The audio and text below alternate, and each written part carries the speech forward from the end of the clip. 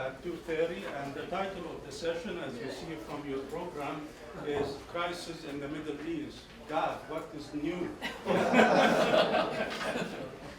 Maybe next year it'll change. Yeah, when I first read the program with my eyesight and my old age, as a crisis in the Middle East, 1870 to the present. But anyhow, I think that the Middle East has been living through crises from one to the other, and the present one is even more serious. But with us, we are waiting on Sarah Tobin to show up. She's a regular, and I trust she will be here. But for now, we have Dr. Lawrence Davidson from Westchester University, and his address will be on the reflections on hopes and aspirations in the Middle East. Please welcome Dr. Lawrence.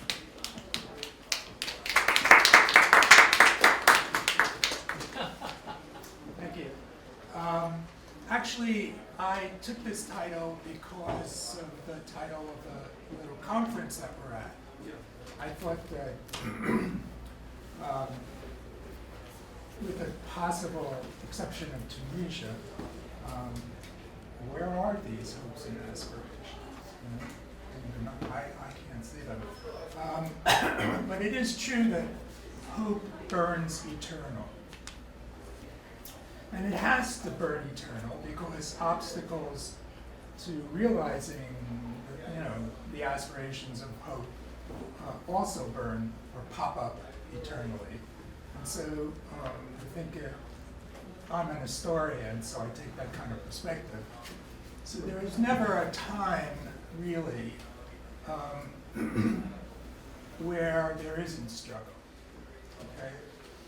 I mean, it can get very bad or not so bad, but I think that maybe it's genetic, maybe it's built in, but historically it's always there. Okay, but you're right. Right now in the Middle East, anyway, it's probably worse than usual.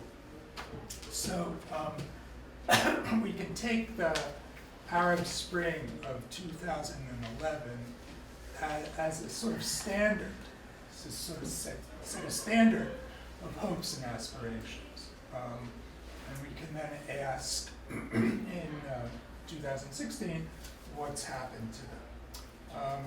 And again, it seems to have worked out pretty well in Tunisia so far, which is good because it says to us that positive change is possible in the Middle East.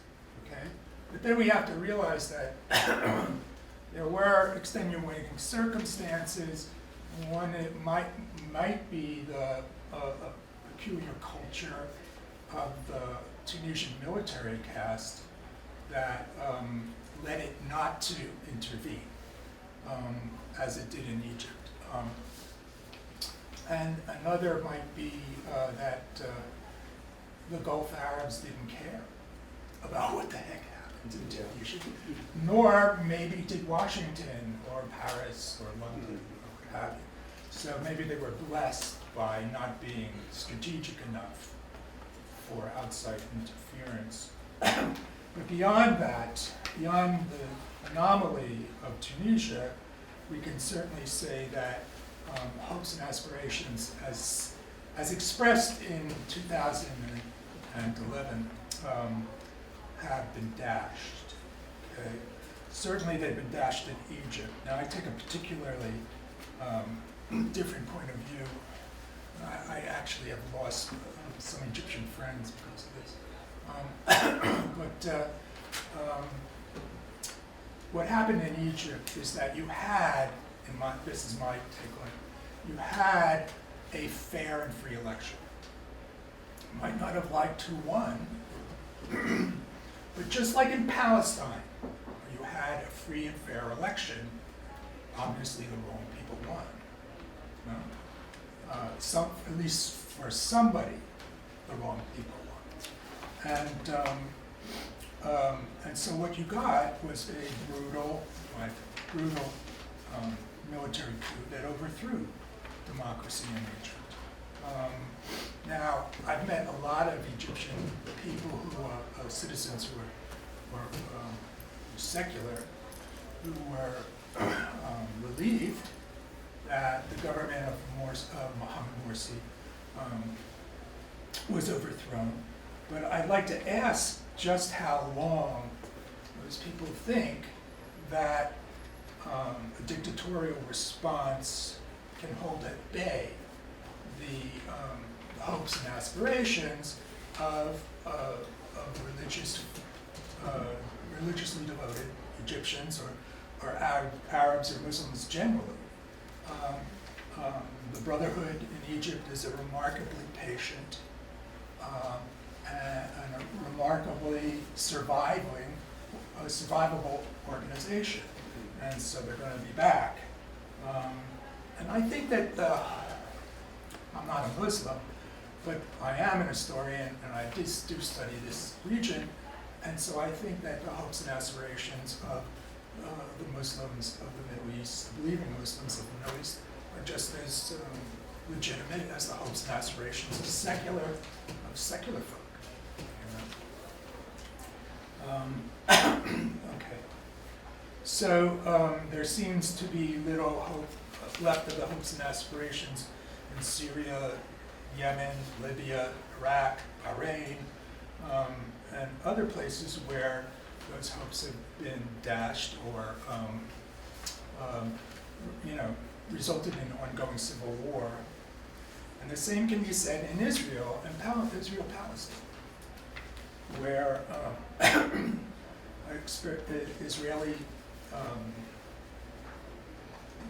Israeli expansionism, self-aggrandizement, I don't know what you want to call it, has led to relentless application of racist policies and ethnic cleansing.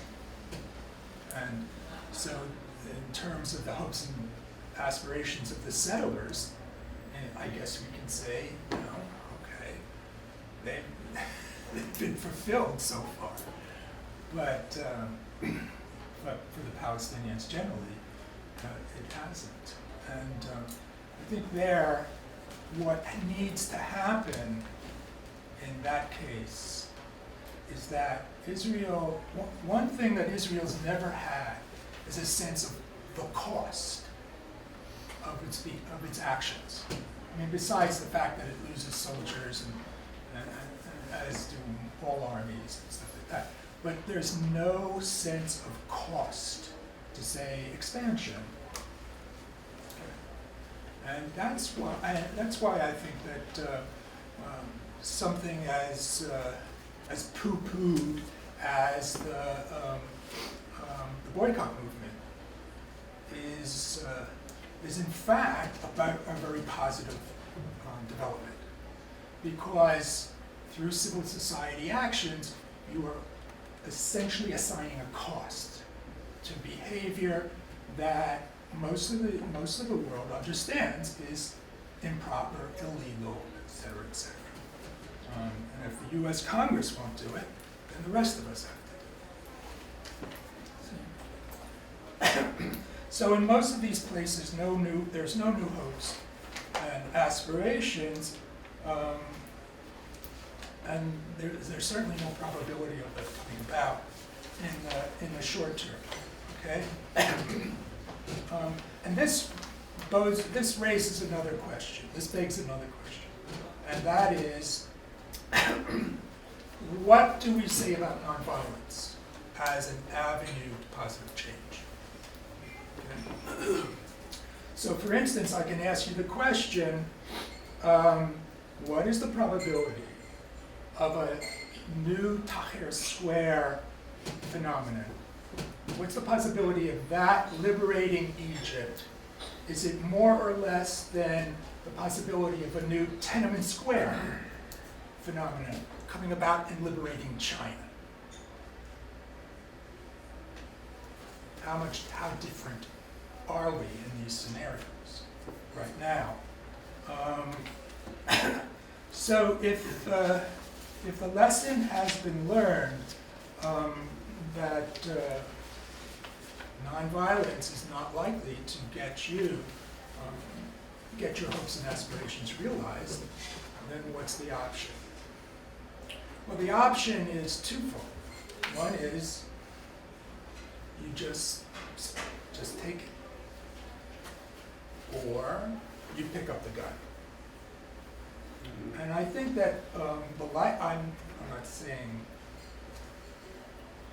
that I'm supporting that necessarily, but I think that one of the things that is a consequences of dashing the hopes and aspirations of the Arab Spring is the likelihood that the next round is not going to be nonviolent. Okay? So actually, I'm done. Do you want to wait till afterwards? Well, sure. Whatever. No, I think that's really very good. And Sarah Tupin was supposed to join us, but if not, then we can actually continue the dialogue and the discussion right here, because the subject is very lively, and I think all of you are living through history. So we have authors here, and we have contributors to the Digest of Middle East Studies that they can actually point to the articles that they publish in the journal. And of course, we have the speaker. All right, come on. Yeah, no, this is not Sarah Do you Tupin. want to do the Q&A now or wait till after the next speaker? No, we can actually, there was a question first. Yeah. please Actually, go it's just ahead. interesting. 2 weeks ago in the New York Times, one of the columnists, I'm not sure whether it was Thomas Friedman or David Brooks, but the article was called "On Hope." And in the European languages, before the American Revolutionary War, that term didn't even exist. And he went on to explain that the core root words are confidence and desire. Yeah. But if you bring in context to your question, revolution, the term hope didn't exist until the success of the American Revolution. Then it spread in Europe, and then the English-British language acquired it. I would answer, following that theoretical construct, that there probably will be continuation of revolution, and the young people probably do have hope, despite not being successful first time around. Yeah. And if the hope is for a future that they can have a stake in, if I were the government of Egypt, the government elsewhere, I would take that realistically. The undercurrent is going in that direction. And I think that one of the problems with the type of governments that you get, like with Sisi and others, is that they're really isolated.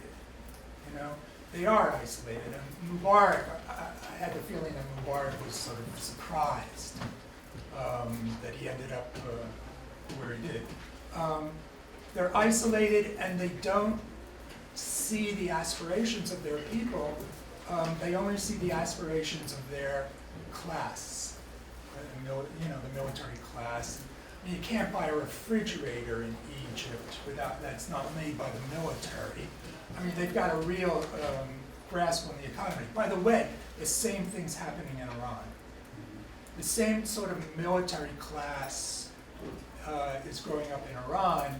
It's the Revolutionary Guards instead of the regular army. But it's very dangerous because they can't see beyond their own interests. I think Narrowly.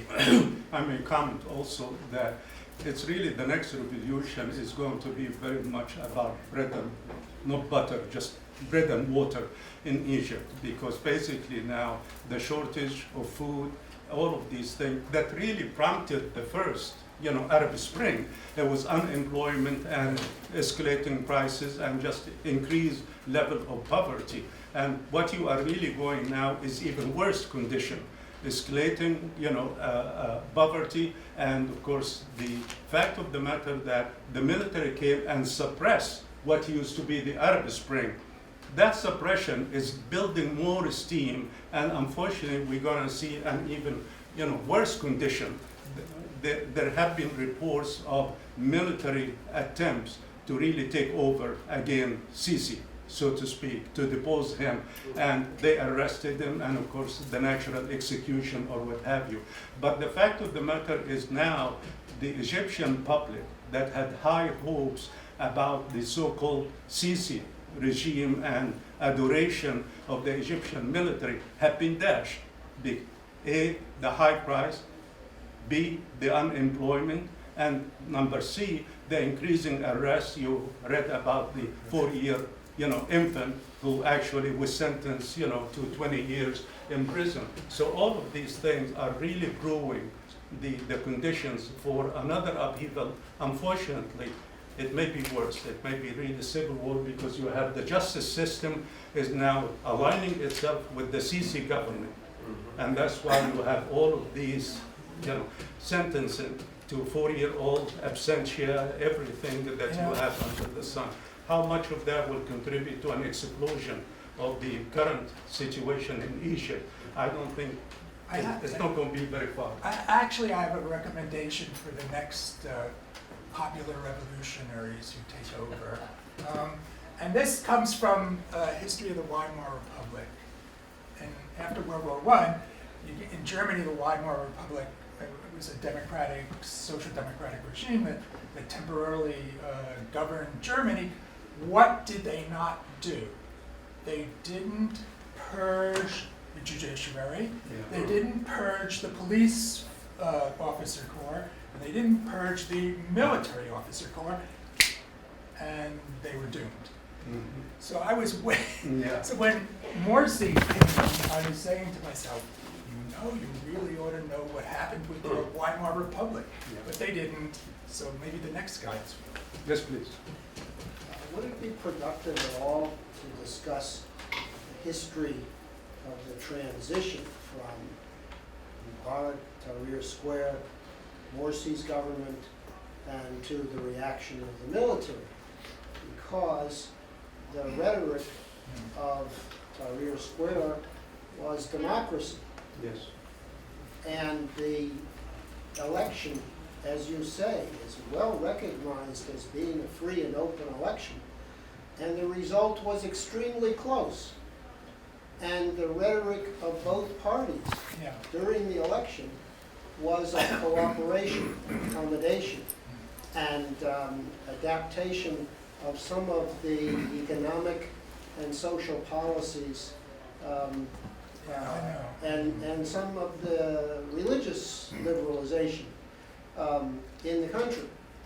And it didn't take more than a few months of the Morsi government to demonstrate through the discussions about voting in the legislature, amendment of the Constitution, to demonstrate a commitment towards dictatorship by Mr. Morsi. And there were problems of civil unrest at that point, and there was further disintegration of the economy, and it was necessary for something to settle things down. And then there's a question of, you apparently believe that Sisi has no commitment to democracy and will continue to preserve the military's role and the suppression of popular will. But I think that neither government, if you view Sisi that way, nor Morsi, has an answer. Yeah. And I think you've ignored that. Well, I know what you're saying. And I'm not myself saying that Morsi's government was, any sort of perfect democratic regime. He had his own pressures, internal pressures, certainly. I think that at that point, the Egyptians had a choice, okay? Particularly the secular Egyptians had a choice. One is they let Morsi Fail. No, well, they let him run his electoral course, okay? And you've always got the option of rebellion, okay? And you have an infrastructure for rebellion, or you support an immediate military coup. You've got those two choices. Now, it might have been that if you let Morsi run the electoral course, that he too ends up as a dictatorship and you have to rebel. Or maybe he follows the democratic rules and allows, he and his supporters allow them to be voted out of office and we go on. Maybe. But we know what happens if you support that coup.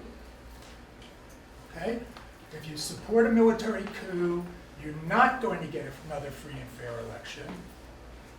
And, you know, you're not going to have this chance to run the democratic course, the electoral course, and test out the democratic rules. So, I mean, I wasn't there. I'm not an Egyptian. I wasn't living in that society. So I could stand back and say, hey, you made the wrong choice. And believe me, there's a lot of Egyptians that don't like me anymore. Yes, the recourse to the gun when your Arab Spring fails. We have a very good case study of that in Syria. And the initial protests and democratic yearnings expressed the suppression, the recourse to the gun, Yes. and the total destruction of the population and the people, Absolutely. which continues as we sit here in extraordinarily vicious Right. ways. Right. And we see no potential end, although there will be a peace starting in a few hours, maybe, I doubt it. But I understand. for that kind of a choice for a people, they can no longer be Syrians. They have to leave completely. And, you know, there is no longer such a place. Now, how can that be a sensible approach to political I didn't say it was a change? sensible approach. I said there were options. And if you squash one option, a nonviolent option, the likelihood or the probability of a violent reaction is greater. Okay? So will that violent reaction end up in disintegration? Maybe it will. But you're playing with fire here, okay? And it wasn't my choice to squash the nonviolent protests. It was somebody else's choice who thought they could control the situation, both in Syria and in Egypt. And they're running a big risk, and we can see it in Syria. Any other question or comments? I think we can continue the discussion really in the absence of Sarah Tobin. And the situation in Egypt as well is slightly different from Syria. In Syria, it's really more ethnic. And, you know, with a minority being in charge, and just like Hafiz al-Assad, the father, he was determined to crush it at any cost, even if it means demolishing the whole thing. It reminds me of the general in Vietnam who said we have to really destroy the villages in Vietnam to save it for democracy. So as far as they are concerned, really destroy at any, and his father did the same thing, demolish an entire city in order to save his regime. The son, of course, is getting even more aggressive, and of course with television, live television at the time, it really shows you the extent of the damage that happens there. In the case of Egypt, I think we have a different kind of class. The Alawite want to protect their domain, their sovereignty and everything, even at the risk of dividing Syria, which is still on the table. It may happen that the Alawites and their loyals will go to one side of Syria, and then the rest will take the other. So back again to divide and rule. Same thing happened within that particular area. It was never really Syria and Jordan and all of that. It was just really one big place. But the fact of the matter in Egypt, it's really a revolution not about the territorial gains, but really more about maintaining a powerful status quo that has benefited certain class, i.e. the army, from 1952 to the present. Okay? Mubarak was able to walk a straight line between satisfying the military on one hand and meeting the needs of the people, or satisfying or giving them a resemblance of democracy on the other. What happened with Morsi, there were, when he came to power, there were already elements determined from day one to destroy him. Unfortunately for Morsi, he played in their hands by being very quick about introducing, the Muslim Brotherhood doctrine into the politics. Had he refrained from that and really give himself time, to move along. But Morsi, I might add also, was really more of a puppet. Even though he was elected by the majority of the people, he was controlled by the hierarchy of the Muslim Brotherhood. Oh, believe me, because basically they pushed the button for him to move fast on certain things that you mentioned, like, for example, trying to control the legislature, the judiciary. His major problem happened when he tried to control through the hierarchy or through the upper, echelon to control the military. And if you remember, he demoted, the commander of the military army, from Mushir to just really a general. And in the cabinet, he was given the same voice and the same rank like every other minister. Well, that didn't really satisfy the military and the ambition of the people who were right there, whose dream is to follow Nasser, Sadat, and Mubarak. So basically, it was a dynasty. Just like you have a dynasty in Syria, you have a similar dynasty. It just happened to be a military dynasty. And that has really been the problem. Pushing too fast.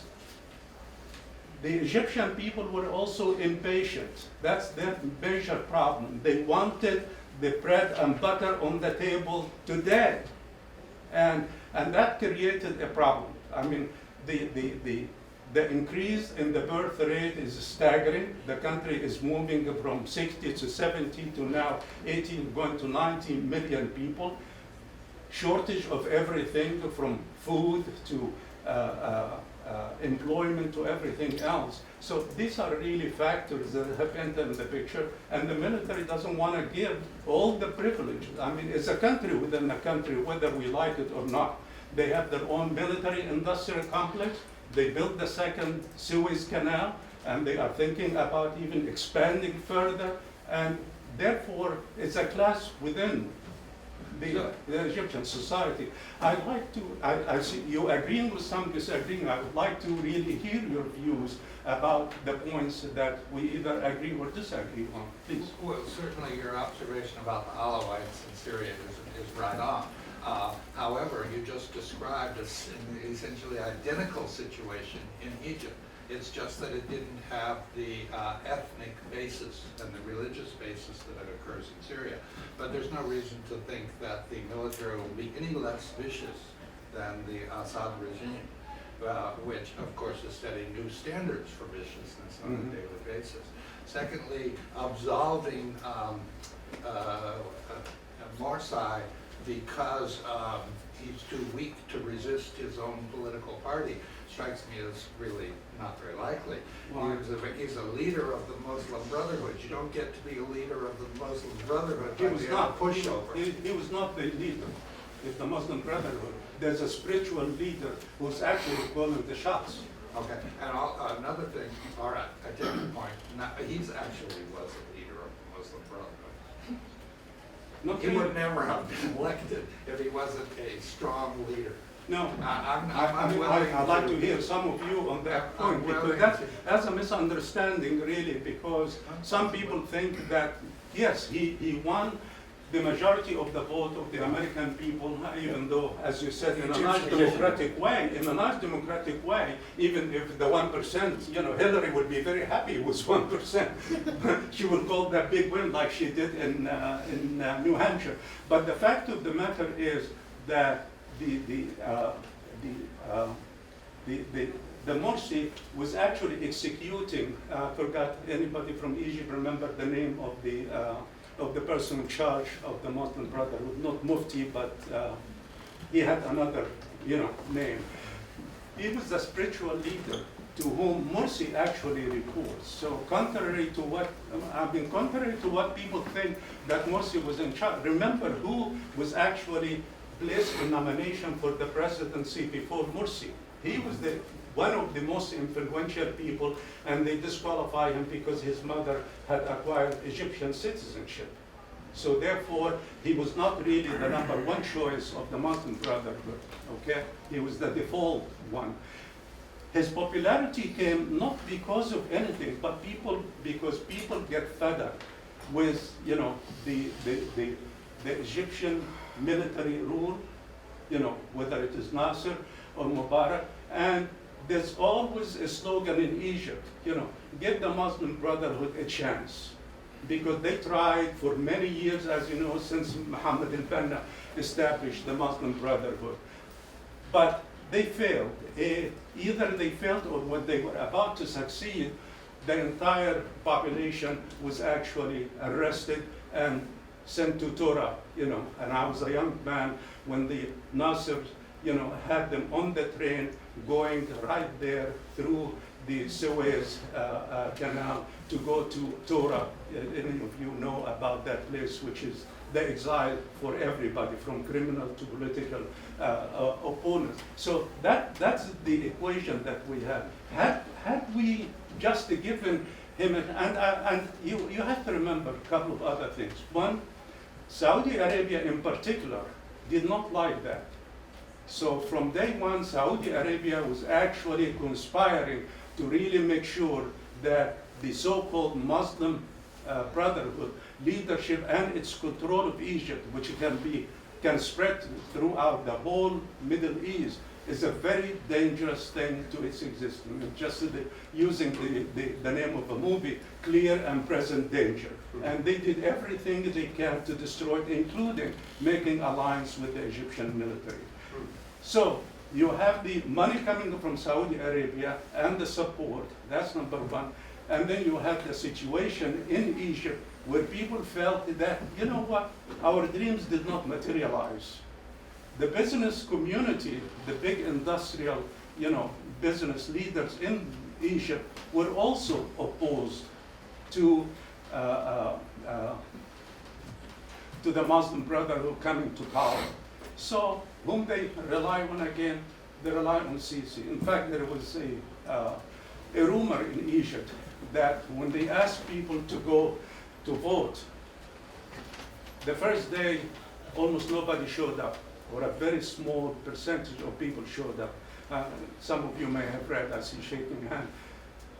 So basically they were wondering what is going on, why the people are so pathetic about voting and so on and so forth. Well, it turned out that the owners of the big businesses in Egypt, the ones that were allied with Mubarak's son, gave instructions to their people not to really vote. A, you don't have a day off to go and vote, and B, don't vote. So Sisi went to these business people and asked them, what is going on, what can be done? Well, meet our conditions, blah, blah, blah, and then we will let people go and vote. Then the second day, all of a sudden, the numbers, were blown up in terms of the number of people who actually voted for Sisi. Has Sisi really returned the favor? I doubt it, because a number of the industrialists have already been jailed, or some of them escaped to Europe. So basically, they are back to square one, where what they thought was a bad situation under Morsi turned out to be, for them, a worse situation under Sisi. Because Sisi now is relying heavily on the military industrial complex to do everything. From the Suez Canal, now they are talking about another canal, now they are talking about other major big projects, and that means siphoning whatever resources and money from all these Egyptian millionaires who made their money the honest or the hard way, as they say on TV. But these are really general observations. Some of you may have even more perspective than I have. We're looking at Egypt and Arab Spring as something distinct. To my mind, this is simply typical of revolutions. In 1789, October 1789, George Washington wrote a letter to Gouverneur Morris, who was in Paris, to replace Jefferson as ambassador. The French Revolution had just started. And Washington wrote, "The revolution is of too great magnitude to be effected in so short a space and with the loss of so little blood. To forbear running from one extreme to another is no easy matter, and should this be the case, rocks and shells, not visible at present, may wreck the vessel. So Washington, having presided after our own revolution, was warning about the course of the French Revolution. There is a saying attributed to Napoleon, probably apocryphal. I saw the crown of France lying in the gutter, and I picked it up. Revolutions are about power. Somebody mentioned democracy. Revolutions are struggles for power in which all the rules that existed before have been suspended. But I don't think the people in Tahrir Square saw it that way. Now, maybe it would have evolved in that way, because maybe there is a sort of law of revolutions going on here. We have an expert here on the French Revolution, by the way. But certainly I don't think that those protesting in Tahrir Square saw this as a power grab. They were naively, maybe, really trying to encourage a democratic regime and get rid of Mubarak, who they said was a dictator. Okay, but you might be right about the long-term. Just like in the French Revolution, I think coming out of the National Assembly, they probably felt that they had a democratic environment. Democratizing A what? a democratizing Yes, environment. yes. I stand. I see a lot of parallel from what I know about the Egyptian, which is not that much, but I do see parallels in terms of the process and Yeah. the various stages of the revolution. And the counter-revolution came a lot quicker Yeah. in Egypt than in France, but same process. Yes, I have a question about the current status of the Muslim Brotherhood.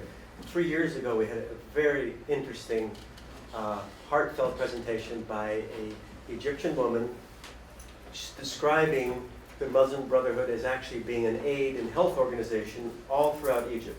Gave examples of medical delivery, food, education. Now that many leaders in the Muslim Brotherhood have been incarcerated in jail, exiled, is the Muslim Brotherhood still existing in that similar way at all? Has that been totally dismantled? Well, I think that they have attempted to shut down those type of social services as if they've been institutionally identified with the Brotherhood.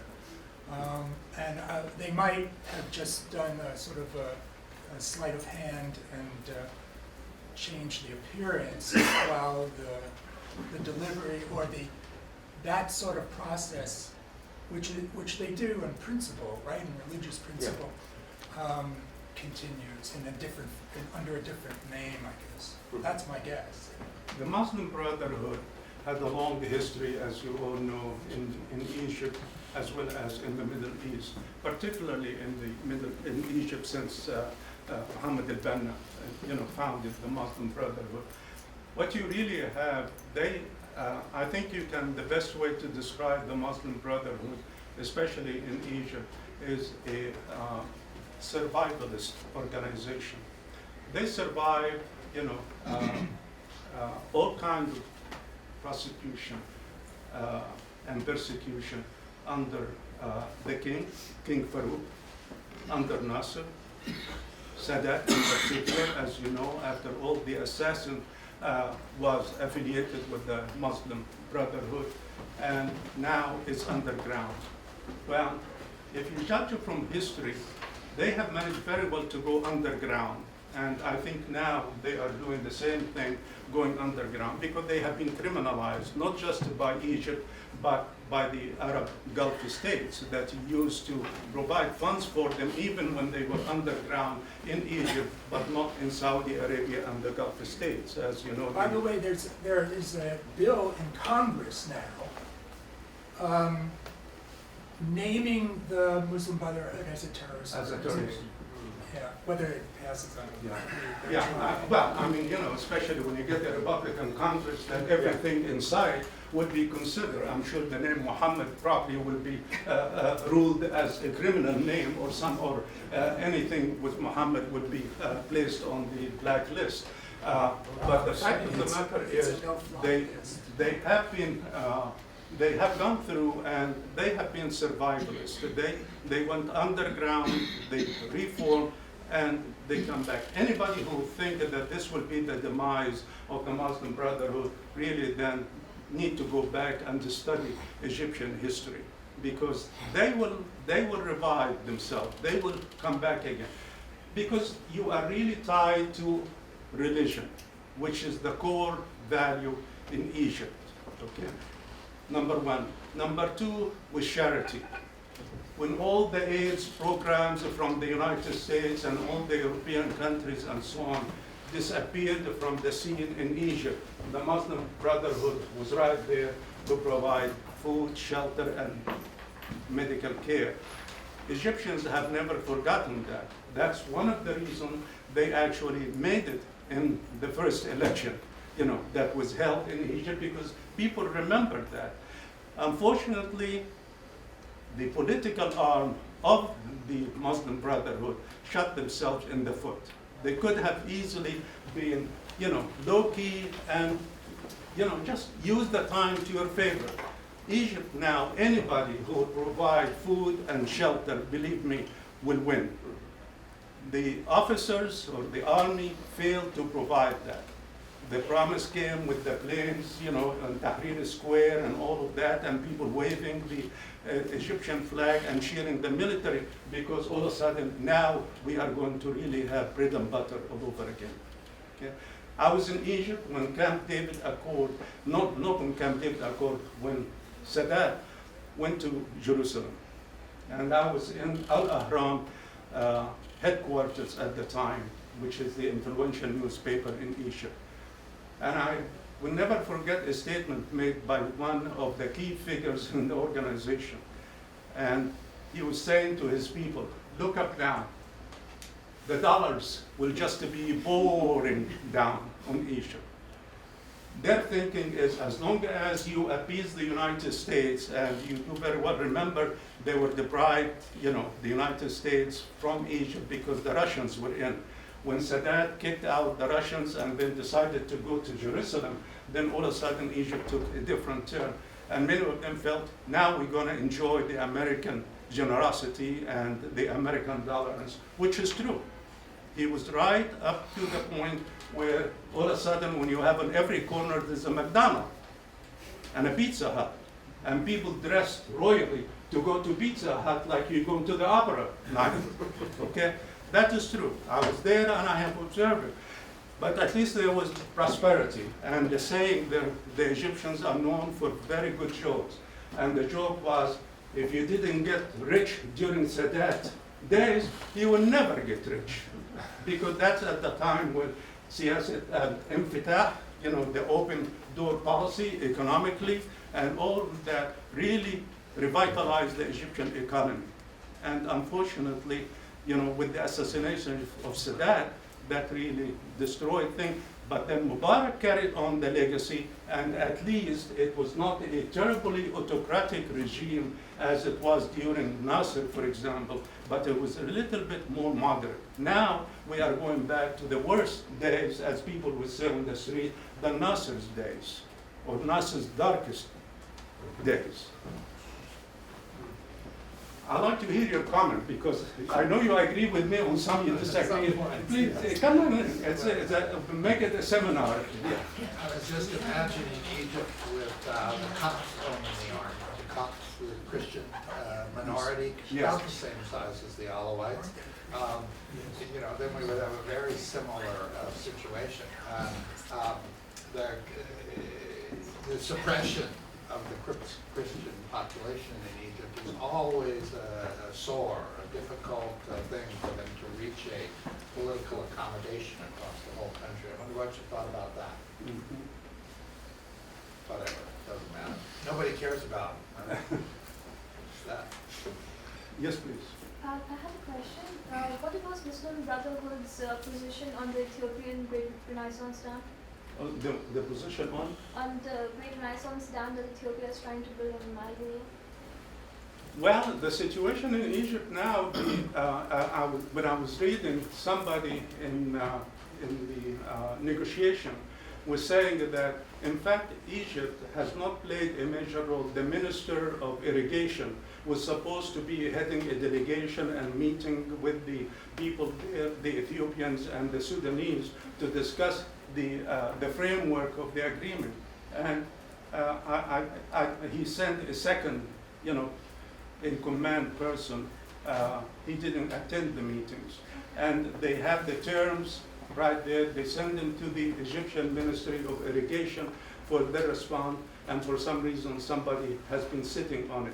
So I think the agreement is victim of the turmoil in Egypt, but at the same time I think somebody, a diplomat was here from Qatar, and he was talking about what is going on with this kind of discussion.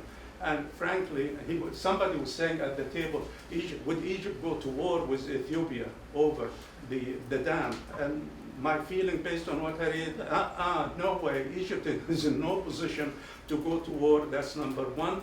And number two, both Egypt and the Sudan may be able to compromise with Ethiopia. Ethiopia is releasing whatever, the amount of water that they will give to Sudan and Egypt. There may be a compromise because Sudan is less populated than Egypt, to perhaps siphon some of the water quota from the Sudan to Egypt in order to have a peace. But the big question, would there be a war between Egypt and Ethiopia over the dam? No way, no way. Would you think No it would way. be over the treaty? I'm sorry? Over rewriting the British colonial treaty? Could that cause a war? Well, what I know is, A, there will be no war, no potential for a war over the Aswan Dam. Number two, the Ethiopia Dam, the Renaissance Dam, is being built by the Israelis. It's very well fortified, and Egypt knows if they're going to do anything to the dam, that means war with Israel, which I'm sure Egypt is not capable of launching or winning. So I think we will really see a status quo.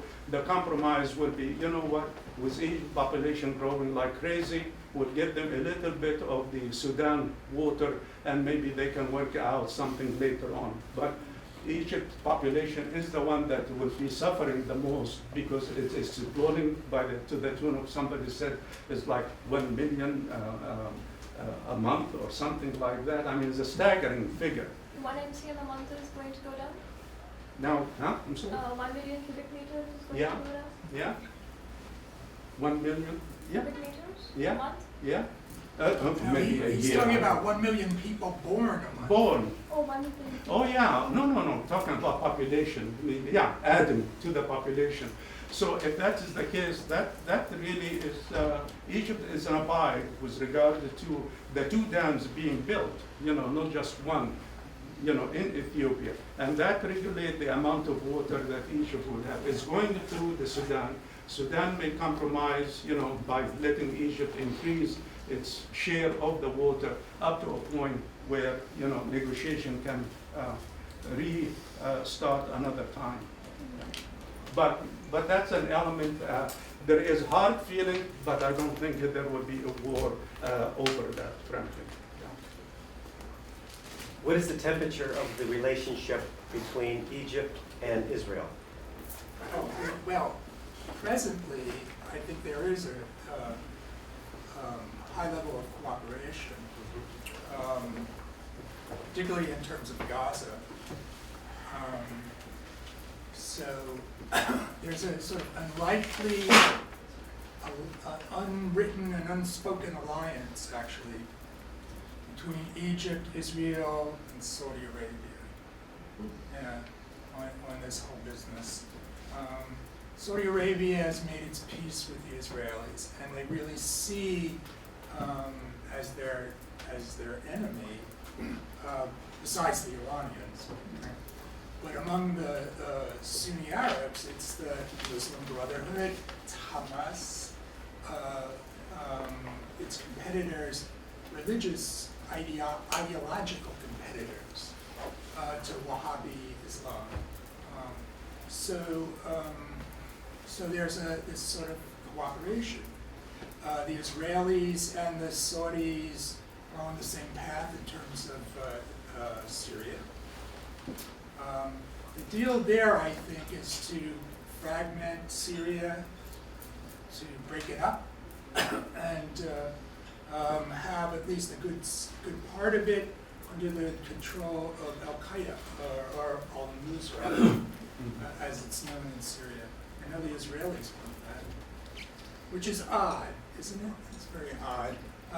And it's odd for the U.S. So the U.S. for a long time, what's it doing? It's sort of sitting back and allowing elements of an organization like al-Nusra, whose predecessors attacked the U.S., allowing them essentially to stake out a position of power in Egypt.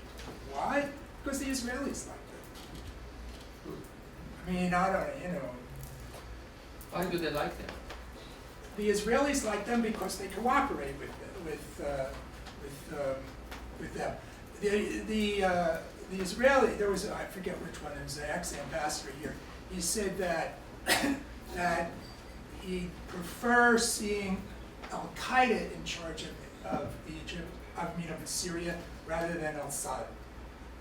So essentially, the Israelis have put their money on Nusra as a successor to Assad. Yes, can I make a little comment? Yeah. You said, so isn't that a little bit, as far as like fertilizing a environment for radicalism again? Yeah, it seems so to you're me. going from an evil to an evil. Listen, I am not here to defend the mentality of the Israeli policymakers. Right. I know that there's a lot of discussion, a lot of disagreement about this, particularly in the Israeli security services. They don't like it.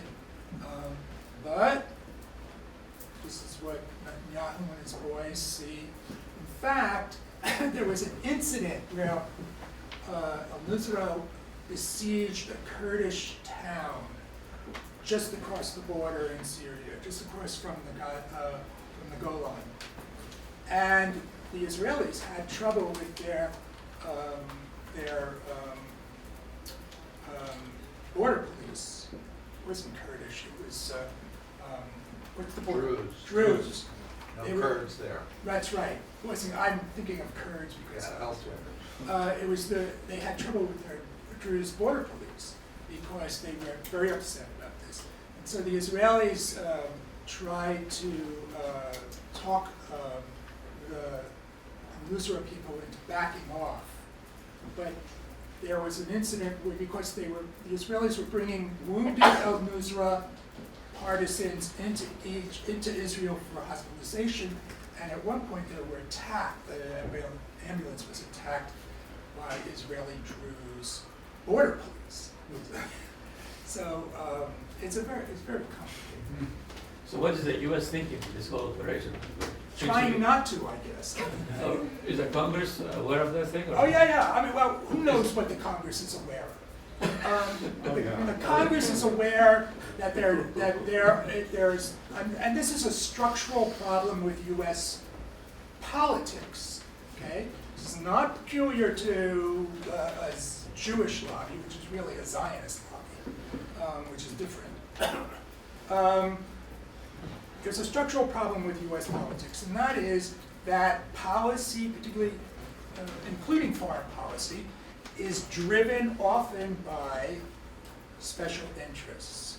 Okay, so unless you're, I don't know, you're the Maldives, where nobody cares, if you disappear under the Pacific or not. I mean, somebody's got some special interest in some policy, and if you can get enough money together and enough potential votes, you can buy yourself a policy. That's how it works in the Congress, and sometimes in the political parties as well.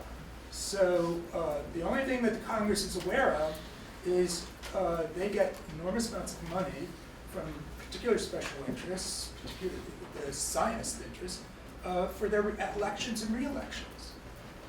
And and all they have to do is vote in a certain way under certain conditions. It's cheap.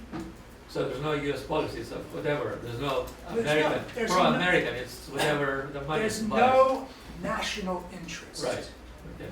Okay?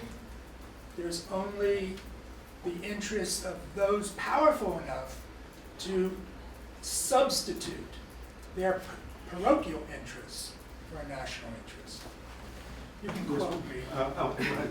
Okay, we'll go back to you. Yes, please, go ahead. I'd kind of like to inquire about the influence of the Jewish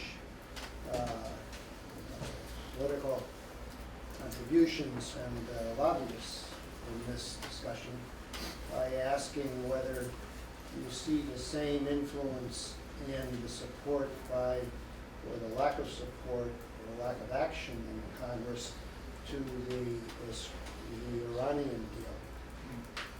Well, I don't want to sound like I'm picking on the quote Jewish lobby, okay?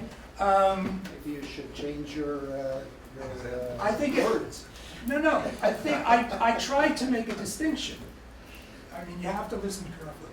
I said it's really a Zionist lobby, including Christian Zionists, no? It's not really a Jewish lobby because I think there's a difference between Jews, American Jews, and Zionists. I'm Jewish, I'm very anti-Zionist, okay? So, and if you actually look at who's leading a lot of the organizations here in the United States, operating to, or trying to influence against support, U.S. support for the settlements, except where we're talking about Palestinians, they're all led by Jews. So there's a difference between Jews and Zionists. What we're talking about here is a Zionist special interest. It's got most of the Jewish institutions affiliated with it, but it's got Christian Zionists too. So it's not particular. Anyway, the policies of the United States are generally speaking made by special interests. This is my take on it. Now, in terms of the Iranian deal, essentially the President of the United States put himself forward and said, this is what's in the interest of the United States. And I think he had popular backing for that. And under those circumstances, the special interests didn't win. But it's rare. It is rare that you see a president do that. Other questions? Well, any other comments or whatever? We are coming close to the time, so I thank you very much for being here. I apologize for the second speaker not showing up, and I wish you all the very best for the remainder of the Middle East Dialogue Conference. Our next year is going to be in March. I think it's March 10th.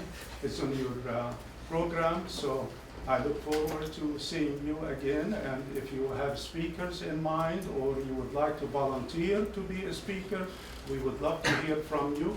And also those of you who are contributors to the Digest of Middle East Studies, thank you, do it again. And those who have not, please submit your manuscript to the Digest of Middle East Studies, and we'll be very happy to look at it. It is a referee journal. It counts a great deal in your young people, promotion and tenure. So try to really do a good job. Thank you so much. Have a great day.